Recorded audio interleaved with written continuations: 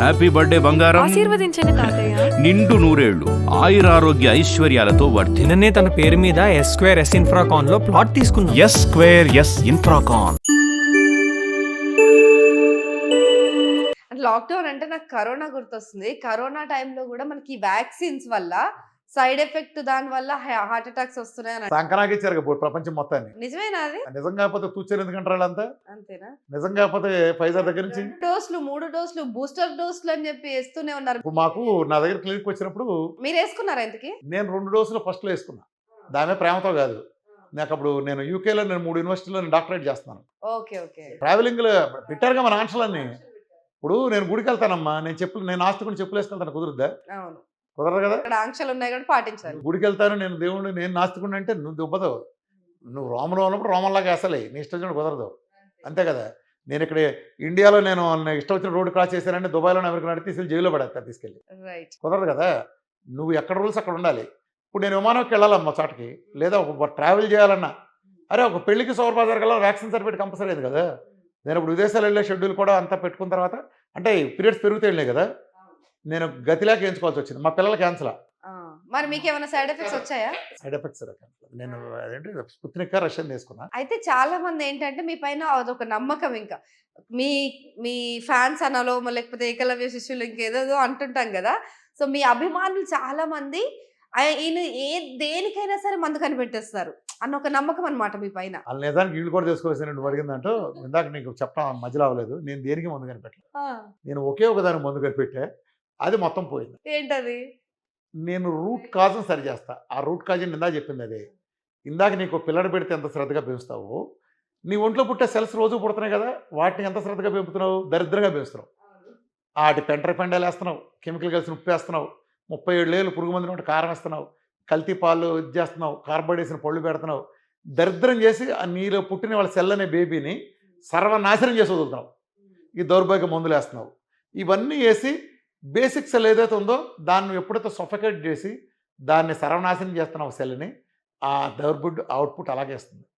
నువ్వు ఎంత ఇన్వెస్ట్ చేస్తే నీకు అంత ఇది వచ్చినట్టు, పిండి కొద్ది రొట్టె అంటారే, నువ్వు ఎంత దరిద్రంగా దాన్ని మేపితే నీకు అంత దరిద్రమైన ఆరోగ్యం అది వస్తుంది. నువ్వేం నేర్పితే అది అదే చెబుతుంది. నువ్వు బూతులు నేర్పితే బూతులు చెబుద్ది, గీత చెబితే గీత చెబుద్ది. అర్థమైందా? నువ్వేం పెట్టావు? దరిద్ర ఫుడ్లు పెట్టి అద్భుతాలు చూపించండి, ఆడ చూపిస్తుంది అది. ఎందుకు చూపించట్లా? నేనేం చేస్తున్నాను, నేనేం చేయట్లా. సింపుల్ రహస్యం. ఆ సెల్కు నువ్వు ఏదైతే చెడు పెడతావో ఆ చెడు తీసేసి మంచిస్తున్నా. ఇప్పుడు డాక్టర్ ఉంటాడు, ఇది మూల కారణం కదా, సెల్ చెడిపోవడం కదా మూల కారణం. దాని కారణంగా నీకు రోగం వస్తుంది అనుకో, నువ్వేం చేస్తున్నావు? ఆ సిమ్టమ్ అరికట్టడానికి, సిమ్టమ్ మాయం చేయడానికి మెడిసిన్ రూపంలో కెమికల్ ఇస్తున్నావు. ఇది ఇంకా దరిద్రం. ఉదాహరణకి మనలో నీరు గురించి చెప్తాను. మనలో ఉండే 90 జబ్బులకు కారణం నువ్వు నీళ్లు తాగకపోవటం. ఒకప్పటికప్పుడు జబ్బులు పెరగడం కారణం నువ్వు నీళ్లు తాగకపోవటం. ఆన్సర్ ఇస్ నువ్వు నీళ్లు తాగకపోవటం. ఒకప్పుడు నీళ్ళు విపరీతంగా తాగేవాళ్ళు, ఎందుకంటే శ్రమ చేసేవాళ్ళు, పనిలోనే శ్రమ ఉండేది. 2 ఆ రోజుల్లో నీరు మంచిది ఉండేది. కాలంలో నీళ్ళు తీసుకుని అక్కడే తాగేసేవాళ్ళం. పంపు కొట్టేవాళ్ళు అలా పెట్టి తాగేసేవాళ్ళం. విపరీతంగా తాగేవాళ్ళం, పని చేసేవాళ్ళం, ఎండలో ఉండేవాళ్ళం, నడిచేవాళ్ళం, సైకిల్ దొక్కేవాళ్ళం, చెమట పట్టేది కాబట్టి మళ్ళీ తాగేవాళ్ళం. ఇప్పుడు ఏమైందంటే ఏసీల్లో ఉంటున్నాం, ఎండ పని లేదు కాబట్టి వాటర్ అవసరం తగ్గిపోయింది. నైస్గా బాటిల్ తీసుకొని సిప్పేస్తున్నాం, అయిపోతుంది. ఇదివరకు పంపు కింద పెట్టి ఇలా తాగినప్పుడు, లేదా కడవలా బొత్తటి ఇలా తాగినప్పుడు, లేదా తావేటిగా ఎత్తినప్పుడు చాలా ఎక్కువ తాగేవాడు, గ్లాస్ ఖర్చు పెట్టి తాగిన రోజుల్లో. ఇప్పుడు ఈ బాటిల్ ఎత్తినాక ఒక్కొక్క దాకా అలా పెట్టేస్తుంది. ఇది ఎప్పుడైతే తగ్గిందో మనిషి శరీరం మొత్తానికి నీరు చాలా అవసరం.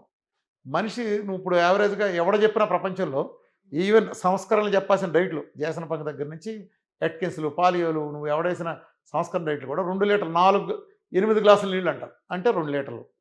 ఈ ప్రపంచంలో ఎవడో చేయలేనిది విఆర్ క్రెడిట్ ఒక్కటే చేసిన ఘన విజయం ఏంటి తెలుసా? విఆర్ క్రెడిట్ ఒక్కటే 4 లీటర్ల నీళ్ళు కంపల్సరీ చేస్తుంది.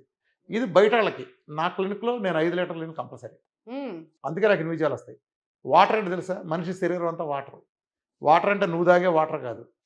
ఇక్కడ లాలాజలం 2 లీటర్న్నర వస్తుంది. 1500 ml ప్రతిరోజు ఉమ్ము వస్తుంది. ఇదంతా డైజెస్టివ్ ఎంజైమ్ మనకి. మన లివరు 500 ml బయలు జ్యూస్ తయారు చేస్తుంది. మన ప్యాంక్రియాస్ డైజెస్టివ్ ఎంజైమ్స్ని ఇంత ఉంటుంది, లీటర్న్నర తయారు చేస్తుంది, లీటర్న్నర సెక్రెట్ చేస్తుంది. అట్లానే స్టమక్ 2 లీటర్ల పైన తయారు చేస్తుంది. ఇంటెస్టైన్ 1/2 లీటర్ తయారు చేస్తుంది. చివరి కోలం దగ్గర నుంచి ప్రతి చోట మన ఒంట్లో జీర్ణ వ్యవస్థలో 8.5 నుంచి 10 లీటర్ల వాటర్ లిక్విడ్ కొత్తగా సెక్రెటరీ ప్రాసెస్ జరుగుతుంది. అంటే body is made up of water. Yes. నీ మజిల్ 75% వాటర్, చివరికి నీ బ్లడ్ 83% వాటర్, నీ బ్రెయిన్, నీ లంగు ప్రతిదీ వాటరే. 90%, 80%, చివరికి నీ బోన్లో కూడా 26% వాటర్ ఉంటుంది. ఇప్పుడు నువ్వు మైగ్రేన్ అంటున్నావు, నా డైట్ చేయగానే మైగ్రేన్ చిటికేసినట్టు పోద్ది. 24 hours మ్యాక్సిమం ఓపెన్ ఛాలెంజ్ చేస్తాను నేను. పనిలో పని మందుబాబులో కూడా ఒక చిట్కా ఇవ్వండి మరి హ్యాంగ్ ఓవర్ అవ్వకుండా ఉండాలంటే. నీళ్లు బాగా తాగాలి, నీళ్లు తాగాలి, ఆ రోజు నీళ్లు తాగాలి, రాత్రిపూట ఫుల్గా నీళ్లు తాగి పడుకోవాలి. ఆహాహా. అర్థమైందా? నీళ్లు తాగి పడుకున్నాడు హ్యాంగ్ ఓవర్ అవ్వదు.